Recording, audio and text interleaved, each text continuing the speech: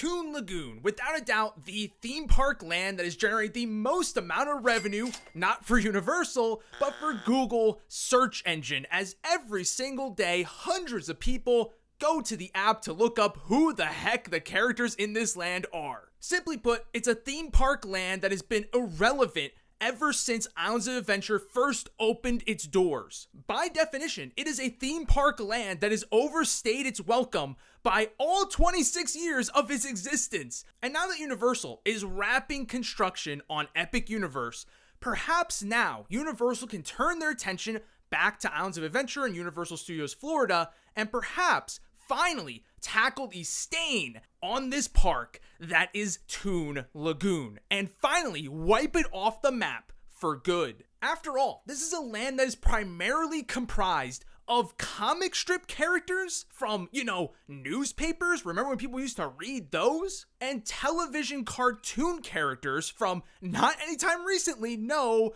but from the 60s. Popeye, who not only has sort of a mini land within Toon Lagoon, but also has one of the major rides themed to him in Popeye and Bluto's Bilge-Rat Barges, was originally a comic strip character who then got turned into animated short films and then was eventually brought into an animated television series in the 1960s. Since then, the only piece of substantial media that's been put out for the property was in 1980 with the live-action Popeye film. Ever since then, it's been an absolute ghost town for Popeye. Now, that being said, believe it or not, despite that, he is actually the most relevant character in this land even to this day. And if that's the case, a character who hasn't had anything meaningful produced as far as new media goes in almost 45 years, I'm thinking that the rest of the characters in this land are basically ancient relics at this point. They're basically hieroglyphics to the guests who visit Universal today. They have no idea what they're looking at. They have no idea who these characters are, and they have no idea where they even came from. Case in point, Dudley Do-Right, who is of course the main character of the second major ride in this land, that being Dudley Do-Right's Ripsaw Falls. This character didn't even have his own show and was just a sideshow for the Rocky and Bullwinkle show, which also, like Popeye, ran in the 1960s. And for some reason, they thought that this character was the perfect fit for the major e-ticket attraction of this land. Like, what were you thinking? I mean, in all fairness to Universal, Dudley Do-Right did have a live-action film with Brendan Fraser that came out the same year that Islands of Adventure opened, so perhaps they were banking on that film, making Dudley Do-Right relevant with modern audiences. But let me tell you what, that plan fell flat on its face big time. That plan went out the window and it got flushed down the proverbial drain. Nobody knows that movie, nobody saw that movie, nobody really cared for that movie, quite frankly, by and large. And as a result, the character is not only not relevant today, but now pretty much is about as irrelevant as you could possibly get as far as theme park IP goes. And this has all been without saying and pointing to arguably the land's biggest flaw, which is the fact that about a quarter of it isn't even used anymore. There is a theater in this land, the Toon Lagoon Theater, that has not been touched and used in a meaningful fashion in over a decade. It is sitting there doing nothing but collecting dust and further adding as a black mark to this land that already has a lot of flaws flying around the room.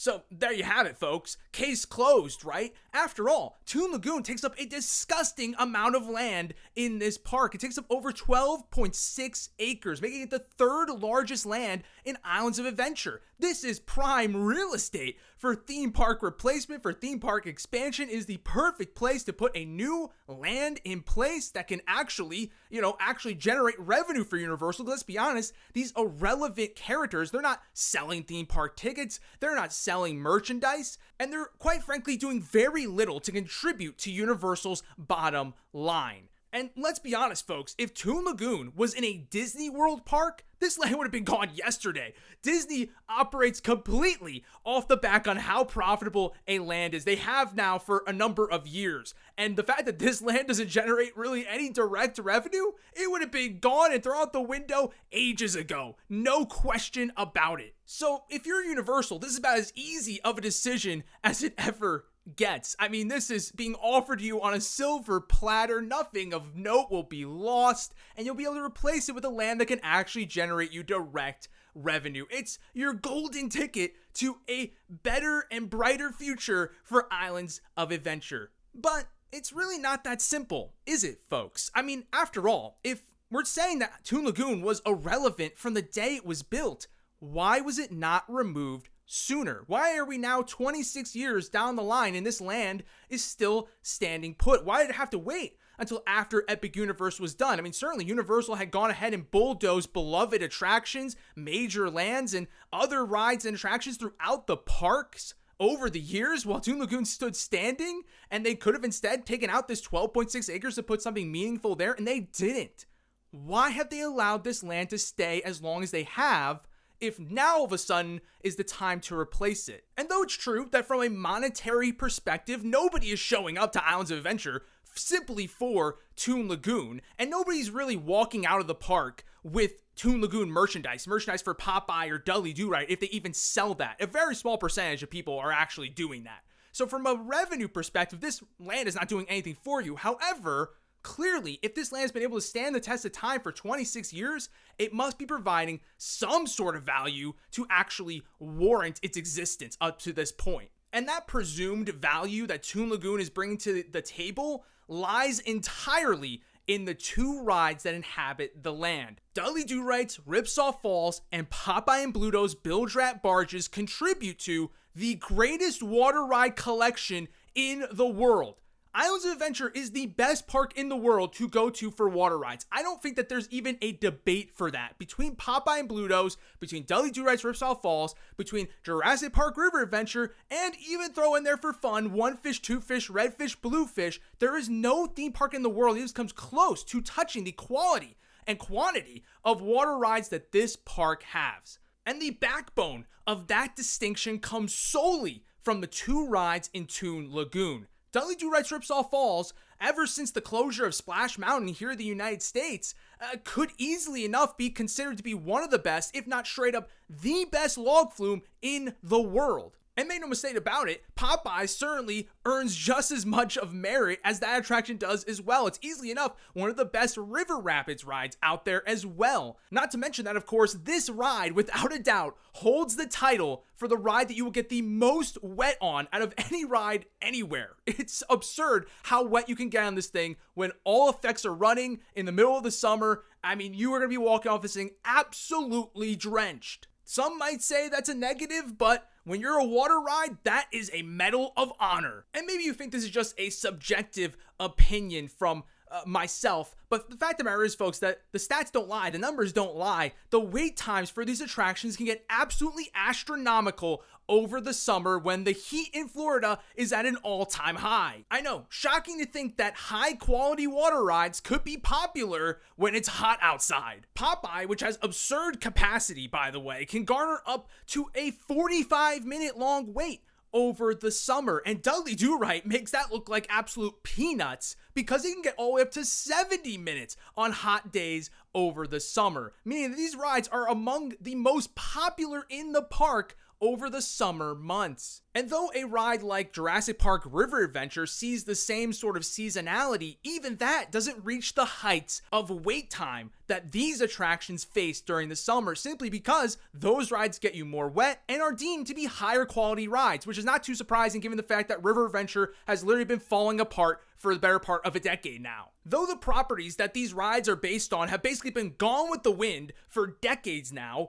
and also don't strike a chord whatsoever with modern audiences, people are still turning out in droves to ride these attractions, not because of the characters attached, but because they're just dang good rides. And they're also good rides that actually serve a practical purpose of cooling guests off during those hot summer days. Meaning that these attractions have found themselves to actually be extremely useful to Universal and their guests, despite the fact that they on paper really shouldn't be, and have actually found themselves as actually providing a unique value proposition that no other rides in the resort are really offering. Universal Studios Florida doesn't have any water rides.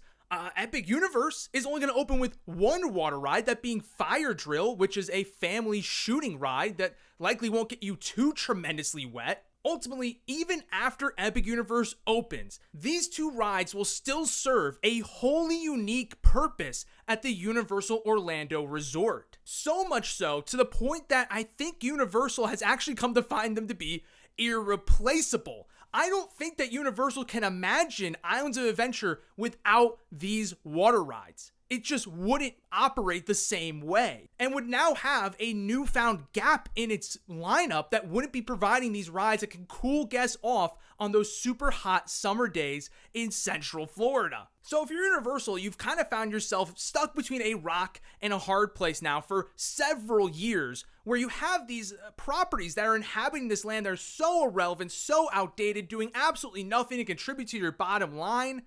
But that you also have these super beloved attractions that can be among the most popular in the park on summer days. I mean, it's a hard decision to say that this should go or not. And it's that waffling that has allowed Toon Lagoon to slip through the cracks year after year. But I have to say, folks, the irrelevance of the properties in this land has reached a breaking point. 26 years later, it's done. It's over. It cannot continue to last where we have a land with such outdated and irrelevant properties. It cannot last, and Universal, as a result, has undoubtedly added Toon Lagoon to the replacement to-do list.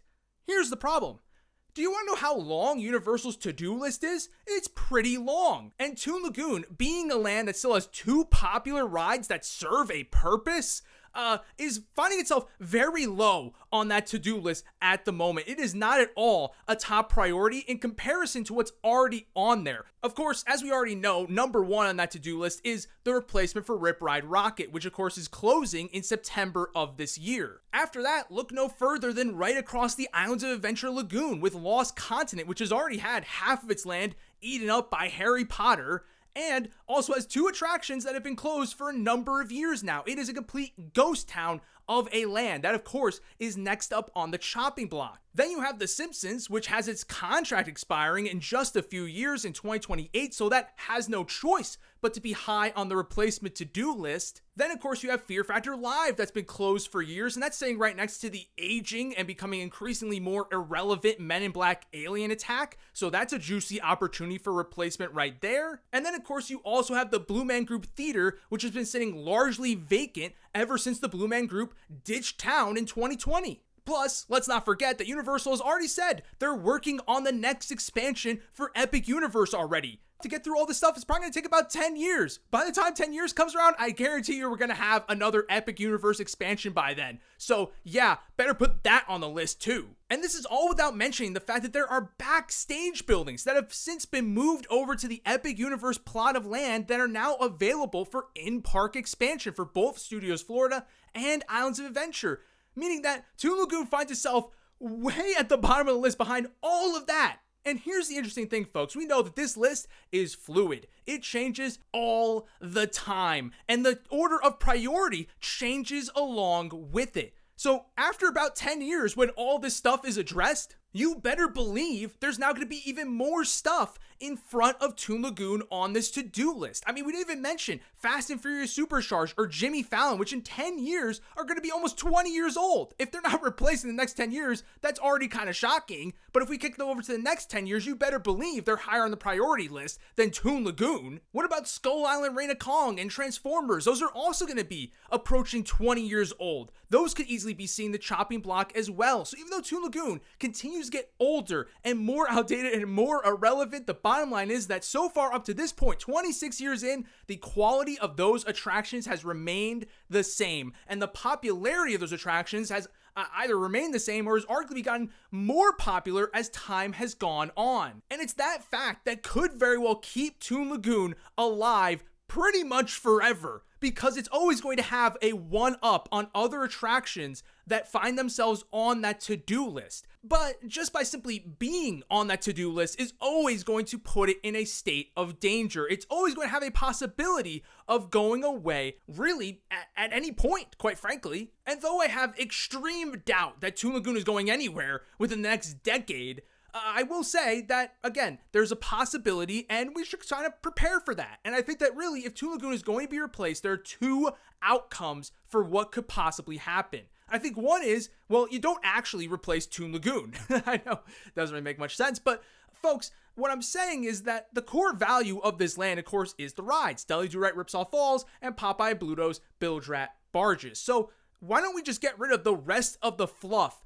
in this land and keep the rides? After all, both Dudley Do-Right and Popeye are on the right side of this land. I guess the north side of this land, if you will. Meaning that the rest of this land is all fluff. It's not necessary. Comic Strip Lane, the Toon Lagoon Theater that's been sitting empty, these carnival games, they can all go. And that's still a sizable amount of land that can be dedicated to a new ride, attraction, or entire land. And I mean, that space from the carnival games to the end of Comic Strip Lane takes about 3.6 acres, which, mind you, in comparison to, say, the plot of land that Skull Island Reign of Kong takes up, which is only about 2.5 acres, is a substantial plot of land that you really could do a lot with. It could just be one major attraction like they did with King Kong, or you could make a mini land out of it. This would help Universal to alleviate and mitigate the problem of having these outdated and irrelevant properties in their park by eliminating all those newspaper comic strip characters from their park, as well as, getting rid of some unused space in that Toon Lagoon Theater and actually putting it to work for something meaningful, while still getting to keep your two powerhouse water rides in place. It's basically like having your cake and eating it too. It's the best of both worlds. But if for whatever reason Universal really wanted to make the most of the 12.6 acres that Toon Lagoon has to offer, then I think the route they would likely take would be, instead of just, completely bulldozing the land to smithereens and starting from scratch, I think that we would likely see some form of a retheme. I think there's a very good chance that we would see Dudley Do-Right and Popeye's be rethemed to other IPs, similar to what they did with Splash Mountain over at Magic Kingdom, right? Changing that ride over to Tiana while still maintaining the same ride system and layout. This way, not only do you get to maintain the value that these rides are bringing to the table, being those sort of heat quenchers during those hot summer days, but now you also get to inject more popular IPs into these rides and into this land that can actually generate you significant direct revenue. And if they were to go this route, the prevailing sort of theory or hope is that this would be replaced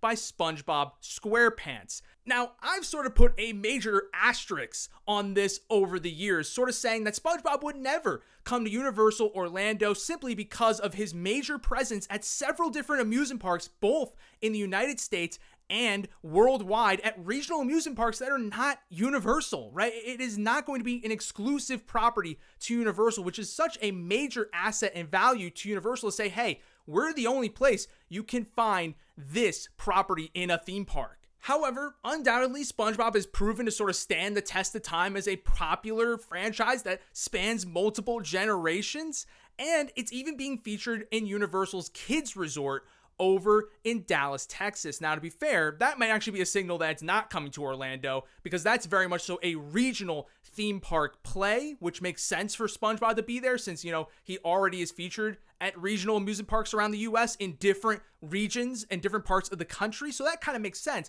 Putting him in your tourist destination still has those issues.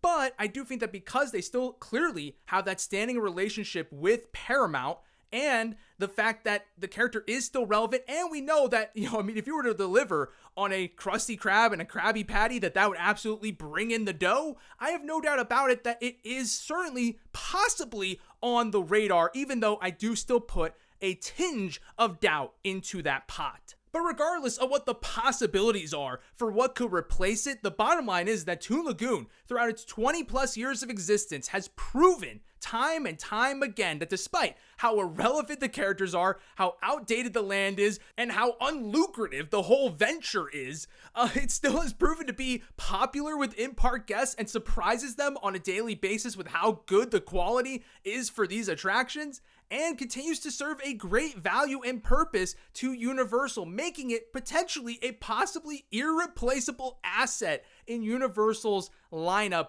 despite all of its flaws that have plagued it since the very day that it first entered Islands of Adventure. And that's why I think, in spite of it all, Toon Lagoon is here to stay, at least for the foreseeable future. But what we know won't be here for the foreseeable future is the Lost Continent, which has been long rumored to be replaced with a land themed to Zelda. However, that may no longer be the case. Click the video on your screen right now to see the future of the Lost Continent. And with that being said, I'll see y'all next time. Peace.